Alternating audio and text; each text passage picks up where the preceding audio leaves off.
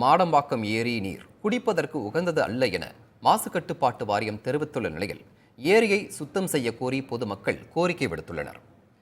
செங்கல்பட்டு மாவட்டம் தாம்பரம் அடுத்த மாடம்பாக்கம் பகுதியில் சுமார் 250 ஏக்கர் பரப்பளவில் மாடம்பாக்கம் ஏரி அமைந்துள்ளது.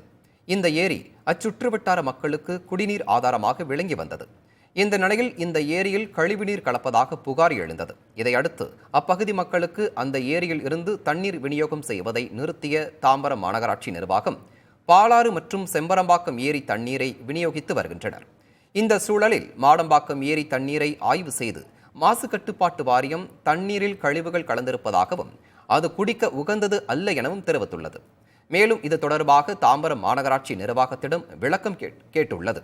இந்த நிலையில் அடுக்குமாடி குடியிருப்புகளின் கழிவுநீர் கலப்பதாலேயே மாடம்பாக்கம் ஏரி நீர் மாசடைந்து விட்டதாக வேதனை தெரிவித்துள்ளனர்.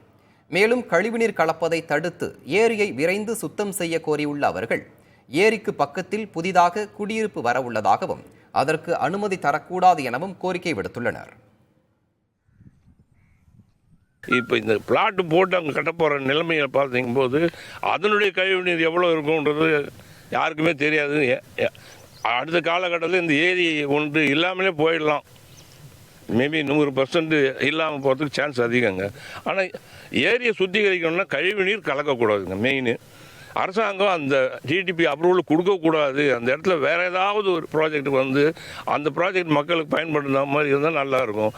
அங்கே மக்கள் ஏறிட்டாங்கன்னாங்கன்னா இந்த ஏரியானுக்கு மிகவும் பழுதடைஞ்சு போகணுன்னு தான் என் கருத்துங்க.